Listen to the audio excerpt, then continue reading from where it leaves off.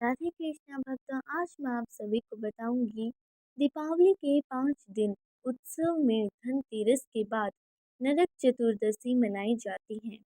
इस दिन को छोटी दिवाली, रूप चौदस और काली चौदस भी कहा जाता है। इस यम पूजा, कृष्ण पूजा और काली पूजा होती है। इस दिन दक्षिण भारत में वामन पूजा का भी प्रचलन है। आओ संक्षिप्त में जानते हैं कि नरक चतुर्दशी की पौराणिक कथा क्या है।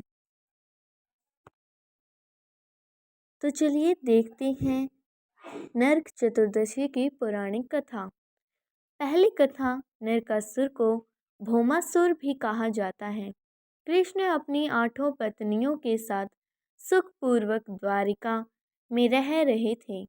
एक दिन सर्वलोक के राजा देवराज इंद्र ने आकर उनसे प्रार्थना की कि हे कृष्ण, प्राग ज्योतिषपुर के दैत्यराज भौमासुर के अत्याचार से देवतागण त्राहि त्राहि कर रहे हैं।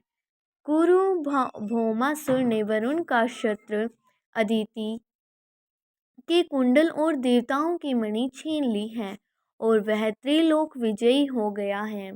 इंद्र ने कहा, भौमासुर ने पृथ्वी के कई राजाओं और आम जनों की अति सुंदर कन्याओं का हरण कर उन्हें अपने यहाँ बंदी गृह में डाल रखा है। कृपया आप हमें बचाइए प्रभु।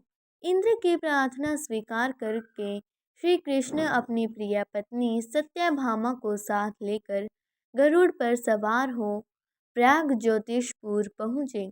वहां पहुंचकर भगवान कृष्ण ने अपनी पत्नी सत्यभामा की सहायता से सबसे पहले मोर दैत्य सहित मोर के 6 पुत्रों ताम्र, अंतरिक्ष, श्रवण, विभावसु, नवशान और अरुण का संहार किया। मोर दैत्य का वध हो जाने का समाचार सुन भौमासुर अपने अनेक सेनापतियों और दैत्य की सेना को साथ लेकर युद्ध के लिए निकला। भौमासुर को स्त्री के हाथों मरने का शाप था, इसलिए भगवान श्री कृष्ण ने अपनी पत्नी सत्यभामा को सारथी बनाया और घोर युद्ध के बाद अंत में कृष्ण ने सत्यभामा की सहायता से उसका वध कर डाला। इस प्रकार भौमासुर को मारकर श्री कृष्ण ने उसके पुत्र भगदत्त को अभ्यदान देकर उसे प्राग ज्योतिष को का राजा बनाया।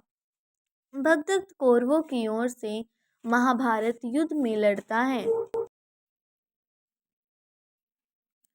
जिस दिन श्री कृष्ण ने भौमासुर का वध किया था, उस दिन कार्तिक माह की चतुर्दशी थी। इसके इसीलिए उसे नरक चतुर्दशी भी कहा जाता है। इस दिन श्री कृष्ण ने भौमासुर अर्थात नरकासुर का वध किया था और उसकी कैद से लगभग 16,000 महिलाओं को मुक्त कराया था। इसी खुशी के कारण दीप जलाकर उत्सव मनाया जाता है और इसी दिन को हम छोटी दिवाली भी कहते हैं।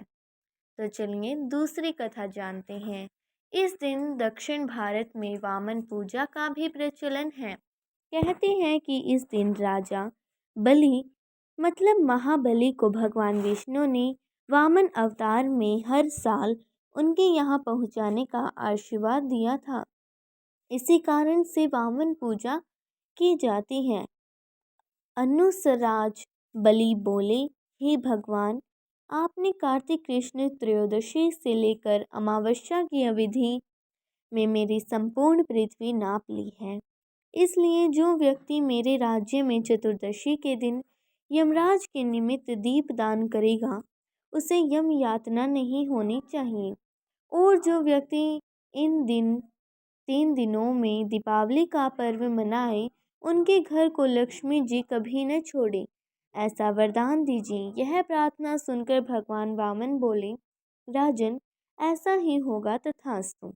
भगवान वामन द्वारा राजा बलि को दिए गए इस वरदान के बाद से ही नरक चतुर्दशी के दिन यमराज के निमित्त व्रत पूजन और दीपदान का प्रचलन आरंभ हुआ।